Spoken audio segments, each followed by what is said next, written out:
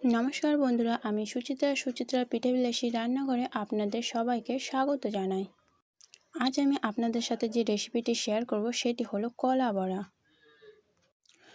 অনেকের বাড়িতে অনেক সময় অনেকগুলো কলা নিয়ে আসে, তো সেই কলাগুলো না দুদিন পরে কেমন কালচে ভাব ও বেশি পেকে যায়, তো সেই কলাগুলো ভালো লাগে না খেতে। তার জন্য আমি ওই কলাগুলো দিয়ে কিভাবে আজ কলা বড়ার রেসিপি বানালাম সেটাই আপনাদের সাথে শেয়ার করব। তো চলুন বন্ধুরা, মূল রেসিপিতে ফেরা যাক। আমি একটা পাত্র নিলাম, পাত্রে দুই কাপ চালের গুঁড়ো নিয়ে নিলাম। আপনারা চাইলে ময়দা বা সুজি দিয়েও বানাতে পারেন, আমি এখানে চালের গুঁড়ো ব্যবহার করছি। তারপরে নিয়ে নিলাম 1 কাপ জল। জলটা বেশি না, অল্প অল্প করে দিয়ে ভালোভাবে মিশিয়ে নিতে হবে। একবারে দিলে ব্যাটারটা ঠিকঠাক তৈরি হবে না, তার জন্য আমি অল্প অল্প করে নিচ্ছি। খুব বেশি নেব না আর খুব কমও নেব না, তার জন্য আমি অল্প অল্প করে ভালোভাবে মাখিয়ে নিচ্ছি। তারপরে নিয়ে নিলাম ওই কাপে 1/2 কাপ চিনি। আপনারা আপনার মিষ্টিটা কীরকম খাবেন সেরকম অনুযায়ী চিনিটা নেবেন। আমি খুব বেশি মিষ্টি করব না, তার জন্য 1/2 কাপ নিয়েছি। তারপরে নিয়ে নিলাম 3টা কলা। আমি কিন্তু খুব বেশি করছি না, তার জন্য আমি 3টা কলাই নিলাম। আমি এখানে সাগর কলা নিয়েছি, আপনারা চাইলে যে কোনো কলাই নিতে পারেন, আপনাদের পছন্দ অনুযায়ী নিয়ে নেবেন। তারপর কলাগুলো দিয়ে আবারও আমি ভালোভাবে মাখিয়ে নিব, যেন কলা আর চালের যে আটাটা নিয়েছি সেটা যেন মিলিয়ে যায় ভালোভাবে। তার জন্য আমি আবারও ভালোভাবে মাখিয়ে নিচ্ছি সুন্দরভাবে। আমার মাখানো তারপরে নিয়ে নিলাম আমি 1/2 চামচ লবণ ও 1/2 চামচ কালো জিরা। আবারও ভালোভাবে মাখিয়ে নিতে হবে, দুইটাই যেন ভালোভাবে মিক্স হয়। তারপরে নিয়ে নিলাম 1/2 চামচের সমান খাবার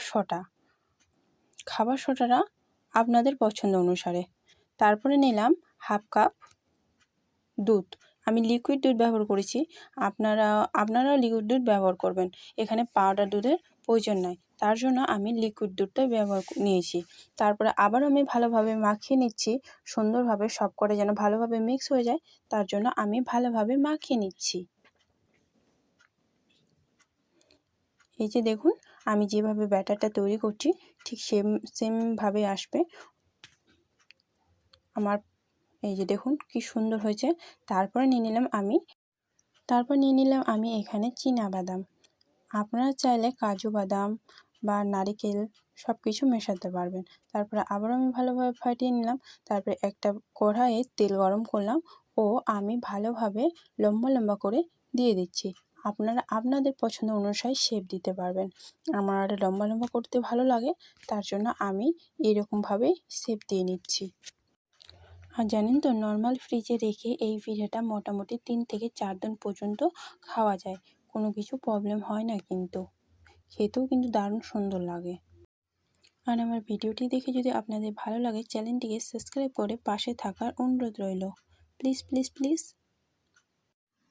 একে একে সবকটা পিঠা দিয়ে দিতে হবে। দেওয়ার পরে কিছুক্ষণ পরে এই যে উপরে ফুলে ফুলে আসবে, তখন ভালোভাবে উল্টিয়ে দিতে হবে। ভালোভাবে উল্টিয়ে দিয়ে আবার কিছুক্ষণের জন্য রেখে দিতে হবে। আর জানেন তো, এই বড়াটি খেতে খুবই সুন্দর হয়, ভিতরটা সফট ও বাইরেটা মুচমুচে, খেতে কিন্তু খুব ভালো লাগে, আমার তো ফেভারিট। কিছুক্ষণ পরে না আবারও ভালোভাবে উল্টিয়ে দিতে হবে। এই যে দেখুন, আমারগুলো না জয়েন্ট লেগে যাচ্ছিলো, তার জন্য আমি ভালোভাবে আবারও সুন্দরভাবে উল্টিয়ে দিলাম। উল্টিয়ে দেওয়ার পর এই যে কিছুক্ষণ, মোটামুটি 2 থেকে 3 মিনিট পরে এরকম লালচে লালচে ভাব যখন হয়ে আসবে, ভালোভাবে ছাঁকুনি দিয়ে ছাঁকিয়ে উঠিয়ে নিতে হবে। উঠিয়ে নিলে আমার রেডি বড়া পিঠা। আর জানেন তো, এই বড়া পিঠা না সন্ধ্যের টাইমে চায়ের সাথে অনেকটাই সুন্দর লাগে খেতে। বন্ধুরা, রেসিপিটি যদি আপনাদের ভালো লাগে একটি লাইক করে দেবেন আর কমেন্ট করে জানাবেন যে কেমন হয়েছে। আর এখনও যদি চ্যানেলটিকে সাবস্ক্রাইব করে না থাকেন, তো চ্যানেলটিকে সাবস্ক্রাইব করার অনুরোধ রইল প্লিজ। তো আমি একই রকমভাবে সম্পূর্ণ সবগুলো বড়া পিঠা বানিয়ে নিলাম। এই যে দেখুন, আমি একটা ভেঙে দেখাচ্ছি কি সুন্দর ভিতরটা সফট হয়েছে ও বাইরেটা কি সুন্দর মুচমুচে। খেতেও কিন্তু দারুণ সুন্দর হয়েছে। আমার তো বেশ ফেভারিট। নমস্কার বন্ধুরা।